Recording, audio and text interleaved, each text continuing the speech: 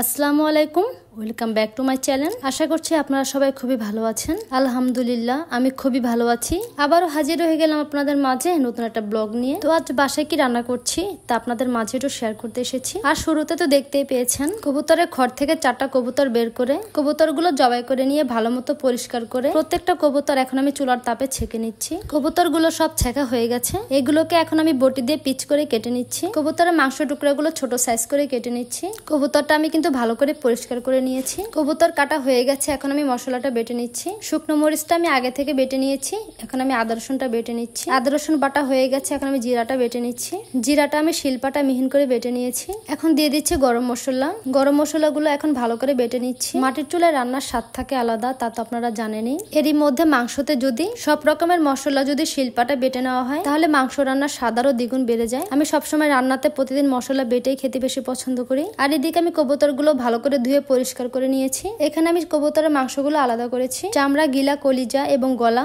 এগুলো সব আলাদা করেছি। মাংসটা রান্না করব আলু দিয়ে। কবুতরের চামড়া আর গিলা, কলিজা রান্না করব কাঁঠালের বিচি দিয়ে। যেহেতু আমি এখানে 4টে কবুতরের মাংস নিয়েছি, এই জন্য আমি 2 ভাগ করে তরকারিটা রান্না করছি। কাঁঠালের বিচিগুলো আমি শিলপাটা ডলে ধুয়ে পরিষ্কার করে নিয়েছি। রান্না করতে আমার কি কি লাগছে তো আমি আপনাদেরকে এক ঝলক দেখিয়ে দিলাম। প্রথমে চুলায় কড়াই বসিয়ে এখানে কিছুটা পরিমাণ তেল দিয়ে দিলাম। বেশ কিছুটা পরিমাণে আমি তেল দিয়েছি। তেজপাতা। এখন দিয়ে দিচ্ছি পেঁয়াজ কুচি। পেঁয়াজটা হালকা ব্রাউন কালার করে ভেজে নিচ্ছি। কবুতরের মাংসটা আমাদের ঘরে সবাই খেতে পছন্দ করে। কবুতর খেলে গায়ে রক্ত হয়, এজন্য আমি প্রায় সময় ঘরে কবুতর রান্না করে থাকি। পেঁয়াজ বাদামি কালার হয়ে গেছে। এখন দিয়ে দিব জিরা বাটা আর গরম মশলা বাটা।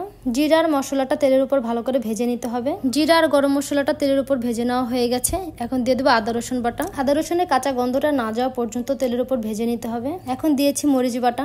এখানে আমি বেশ কিছুটা পরিমাণে মরিচ বাটা দিয়েছি, কারণ কবুতরের মাংসতে একটু ঝাল বেশি না হলে খেতে ভালো লাগে না। মশলাটা 2 মিনিট পর্যন্ত ভেজে নিতে হবে। মশলার ভিতরে কবুতরের মাংসটা দিয়ে দিচ্ছি। মাংসটা ভালো মতো ভেজে নিতে হবে। যেহেতু আমি আলু দিয়ে রান্না করব, এখন আলুটা দিয়ে দিচ্ছি। সবকিছু দেওয়া শেষ হয়ে গেছে। এখন ওটা ভালো করে নেড়ে চেড়ে নিচ্ছি। আমাদের কবুতরের ঘরে অনেকগুলো কবুতর আছে, প্রায় 30 জোড়ার মতো কবুতর আছে। কবুতরের বাচ্চা অল্প কিছুতে বড় হতে না হতে আমি বাসায় রান্না করে ফেলি, কারণ আমার খুবই ফেভারিট। আমি খুবই পছন্দ করি কবুতরের মাংস। এখন এখানে কষানোর জন্য কিছুটা পরিমাণ পানি দিচ্ছি এবং ঢাকনা দিয়ে ঢেকে দিলাম। ঢাকনাটা তুলে ভালো করে কষিয়ে নিচ্ছি। যেহেতু পানিটা শুকিয়ে গেছে, এখন একটু ভালো করে নেড়ে চেড়ে নিচ্ছি।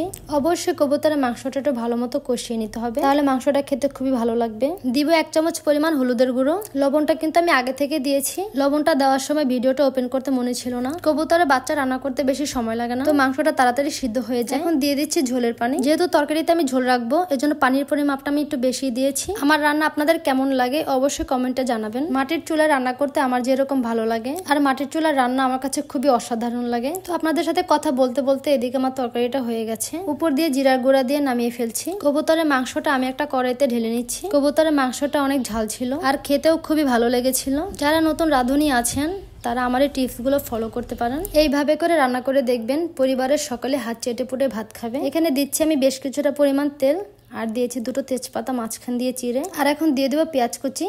পেঁয়াজটা ভালো মতো ব্রাউন কালার করে ভেজে নিচ্ছি। এই কড়াইতে এখন আমি রান্না করছি কবুতরের চামড়া আর গিলা, কলিজা। পেঁয়াজটা ভাজা হয়ে গেছে। এখন দিব মরিচ বাটা। মরিচটা ভালো করে তেলের উপর ভেজে নিতে হবে। এখন দিচ্ছি আদা রসুন বাটা। কাঁঠালের বিচি আমার কাছে খেতে খুবই ভালো লাগে।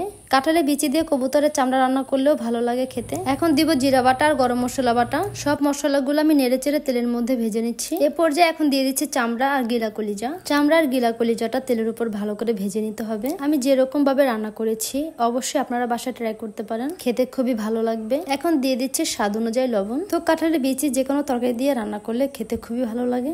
এদিকে আমি কাঁঠালের বিচিগুলো মাঝখান দিয়ে আমি কেটে নিয়েছি, যেন তাড়াতাড়ি সিদ্ধ হয়ে যায়, এজন্য আমি মাঝখান দিয়ে কেটে নিয়েছি। মাংসের মধ্যে বিচিগুলো দিয়ে ভালো করে একটু নেড়ে চেড়ে দিচ্ছি। এখন কিছুক্ষণের জন্য ঢেকে রাখছি যেন বিচিটা সেদ্ধ হয়ে যায়। ঢাকনা তুলে কষানোর জন্য কিছুটা পানি দিয়ে দিচ্ছি। কাঁঠালের বিচি সেদ্ধ হতে কিছুটা সময় নেবে। যতটুকু পানি দিয়েছি এরই মধ্যে আমার কাঁঠালের বিচিটা সেদ্ধ হয়ে যাবে। তো এখন আমি হলুদ দিয়ে দিব। হলুদ দিয়ে আমি ঢাকনা দিয়ে ঢেকে রাখবো পুরো 5 মিনিট পর্যন্ত। এখানে আমার হলুদ লাগছে পুরো 1 চামচ। পানিটা শুকিয়ে গেলেই কাঁঠালের বিচিটা কষানো হয়ে যাবে।